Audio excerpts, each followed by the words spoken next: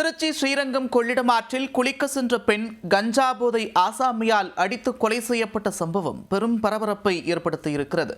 தனியாக இருந்த பெண்ணிடம் அத்துமீறிய நபர் கல்லால் அடித்துக் கொன்றது எப்படி?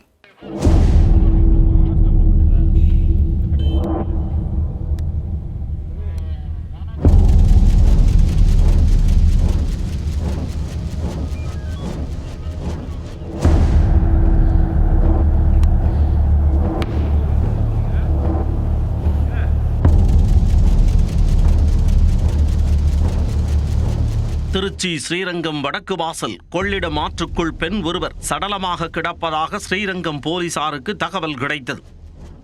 உடனே தடயவியல் நிபுணர்களுடன் போலீசார் சம்பவ இடத்திற்கு விரைந்து சென்று விசாரணை நடத்தினர்.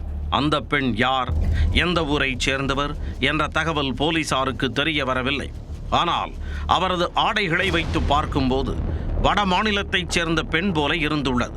இறந்த பெண்ணுக்கு சுமார் 40 இருந்து 45 வயதிற்குள் இருக்கும் என போலீசார் தெரிவித்துள்ளனர். முகம் முழுவதுமாக சிதைக்கப்பட்டிருந்தது. உடலில் காயங்களும் இருந்தன. அருகில் ரத்தம் படிந்த கல் ஒன்று கிடந்ததை போலீசார் கைப்பற்றி உள்ளனர். அந்த பெண் அடித்து கொலை செய்யப்பட்டது முதற்கட்ட விசாரணையில் தெரிய வந்துள்ளது. அவரை கொலை செய்த மர்ம நபர் யார், எதற்காக அவர் கொலை செய்யப்பட்டார் என அப்பகுதியில் போலீசார் தீவிர விசாரணை நடத்தினர். அப்பகுதியில் அடிக்கடி கஞ்சா போதையில் திரியும் நபர் குறித்து போலீசாரிடம் அப்பகுதியினர் தெரிவித்துள்ளனர். சந்தேக நபரை தேடிய போலீசார் ராமநாதபுரம் மாவட்டத்தைச் சேர்ந்த சுந்தர வடிவேல் என்பவரை பிடித்து விசாரணை நடத்தினர். வடக்கு வாசல் பகுதியில் உள்ள ஹோட்டல் ஒன்றில் கடந்த 2 மாதமாக அவர் பணிபுரிந்து வந்துள்ளார். கஞ்சா போதைக்கு அடிமையான அவர் கடந்த 2 நாட்களாக வேலைக்கு செல்லாமல் கொள்ளிடம் ஆற்று பகுதியில் சுற்றித் திரிந்துள்ளார் என்பது தெரிய வந்துள்ளது. அந்த நபர் முன்னுக்கு பின் முரணாக பதிலளித்ததால் காவல் நிலையம் அழைத்துச் சென்று கிடுக்கு பிடி விசாரணை நடத்தினர். விசாரணையின் போது கஞ்சா போதையில் இருந்தாலும் குழந்தை போல் உண்மைகளை கக்கினார் சுந்தர வடிவேல். சம்பவத்தன்று கொள்ளிடம் ஆற்று பகுதியில் குளிக்க முயன்ற அந்த பெண்ணை கஞ்சா போதையில் இருந்த சுந்தர வடிவேலு பார்த்துள்ளார்.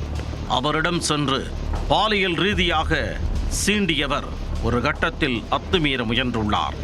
இதற்கு எதிர்ப்பு தெரிவித்து போராடிய அந்த பெண் தப்பி ஓடியிருக்கிறார். ஆனால் அருகில் கிடந்த கல்லை எடுத்து அந்த பெண்ணை துரத்திச் சென்று தலையில் அடித்து கொலை செய்துள்ளார் சுந்தர வடிவேல். பின் அந்த பெண்ணின் முகத்தை அடித்து சிதைத்துவிட்டு அந்த இடத்தை விட்டு தப்பி ஓடியிருக்கிறார் என்பது விசாரணையில் அம்பலமானது. அவர் மீது கொலை வழக்கு பதிவு செய்த ஸ்ரீரங்கம் போலீசார் அவரை கைது செய்து சிறையில் அடைத்தனர்.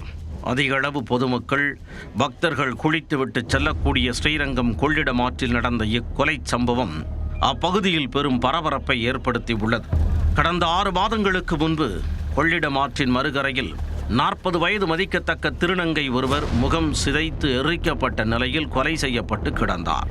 இதுவரை அவர் யார் என்று கண்டுபிடிக்கப்படாத நிலையில் தற்போது மற்றொரு கொலை ஒன்று அரங்கேறியிருப்பது குறிப்பிடத்தக்கது.